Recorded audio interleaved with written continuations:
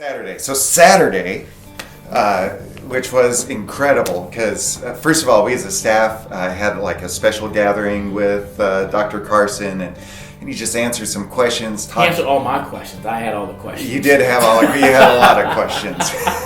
I kept looking for someone else to raise their hand. Nobody raised their hands. I'm like, hey, I want to know. But it was so cool to think about how we as leadership like work together so the church is more effective. And it was really good to sit and hear some of his thoughts about that.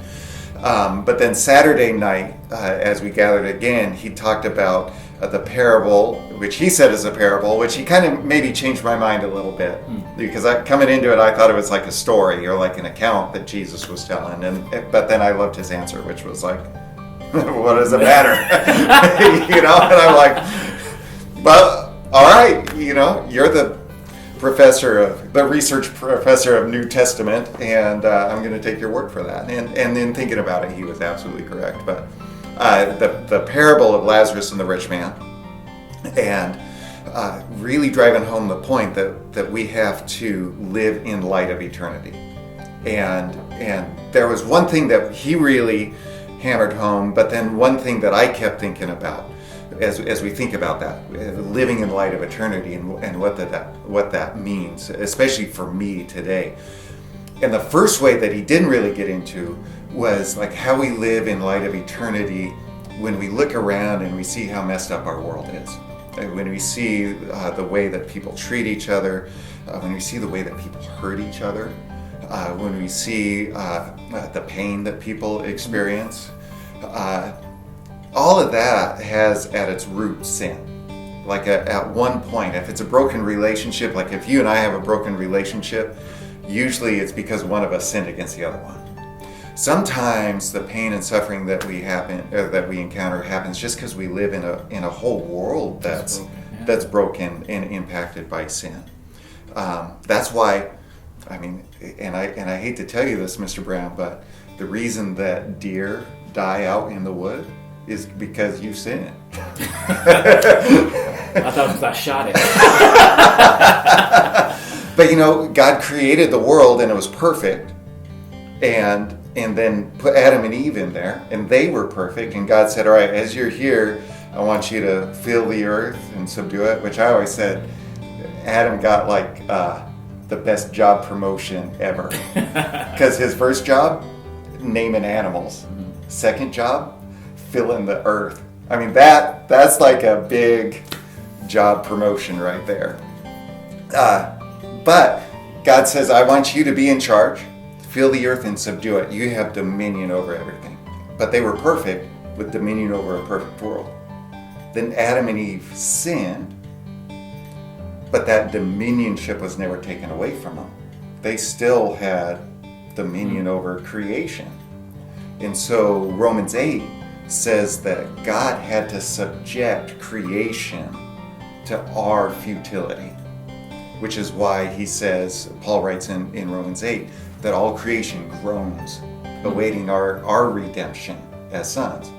Because when we are redeemed and made perfect, then God wipes us all out and brings a perfect creation that we spend eternity in.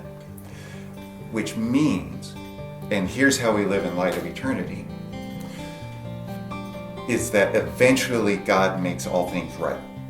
Like all the sin that has damaged our relationships, it's caused pain and suffering in the world, it's caused pain and suffering even in all of creation. God in his justice sets all things right. And that sin and death are no more. You read that in Revelation. Sin and death, they're gone. There's no more crying, no more pain, no more sickness, no more death, because that's all caused by sin. But the problem is we still live here. That's common, but it's not here yet. And so how do we make sense of what takes place here? The only way we can, like if I look at just today, I don't have a whole lot of hope. No, like you said earlier, the world's pretty jacked up. It is. I really like that word. Otherwise, I like the word jacked up. But it is. And people ask the question, why is there so much trouble in the world? And why did God allow this to happen? And so your simple answer is because of sin. Man rebelled against God. We went our own way, and we get the results of it. Right. See, God put us in a perfect place. God put us in a perfect world. He put us in perfect relationships. And that all got broken because of sin. I think God wanted us to live forever in the Garden of Eden and to hang out with Him and with each other in perfect relationships. And there wouldn't be the pain and suffering that we see now. But because we live in a sinful, fallen world, there is that pain. And so we look forward to Him making all things right. That doesn't mean that we don't have acts of love and compassion, like we talked about with the parable of the Good Samaritan. It's not like that gives us an excuse to just sit back in our little church building and be like, okay, all y'all do whatever you want out there. We're just going to hang out here till Jesus comes back and takes us home. That's comfortable. Yeah, it is. It's comfortable until we realize that we're all fallen too. And even in here, we can do things that hurt each other and have broken relationships, even in our families. But God, at one point, will make all that right. And so we wait for eternity. We wait for it to come. I saw this poster. I was searching for something else, and I can't even remember where I saw it or why it exists. But it was this poster. It was just white with black letters, and it said, everything will be all right in the end. And then underneath that it said, if it's not all right, it's not the end. And that at some point, and all of this broken stuff gets fixed. And that gives us hope. It gives us hope for the future, and it gives us even hope for now, to know that we can have some impact here as we wait for God's ultimate all rightness. But it's found in God, not just the song "Don't Worry, Be Happy." Oh no, that doesn't lead me to a happy place necessarily. But if our hope is in the right place, in the right person, then that has more weight to it than just, hey, don't worry, be happy when whistling all day long. Right, because how many times have you seen something that's broken, and if you're just like, oh, that's right, we'll just wait, and then all of a sudden it's fixed. That doesn't happen, so we have hope in the one who's going to fix it. So that's one way that we live in light of eternity. The other way, which is what Carson really unpacked for us as he talked about the parable of Lazarus and the rich man, is that we live in light of eternity when we realize that people need Jesus Christ. That's what should motivate us to be telling people the gospel. That's what should motivate us to be the church. That's what should motivate us to do good things, is because we recognize that there is an eternity. I was at a conference once, and Andy Stanley said that at their church, one of the things that they just say and are convinced in over and over is that we are convinced that everybody spends eternity somewhere.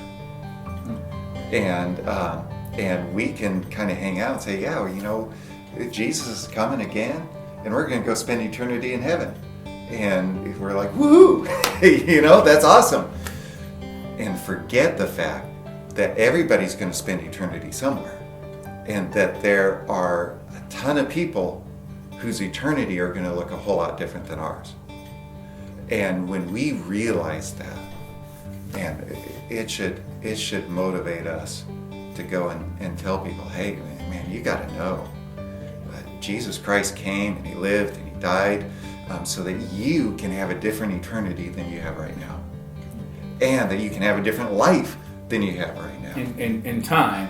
And eternity. In time and eternity. That's why I always say that Jesus is in the business of changing lives in eternity, because He does change our life, and He gives us a different focus when we live in light of eternity. My relationships can be different, but then as well, my eternity can be changed too. And so, as a church and as individuals in that church, we need to be thinking more and more.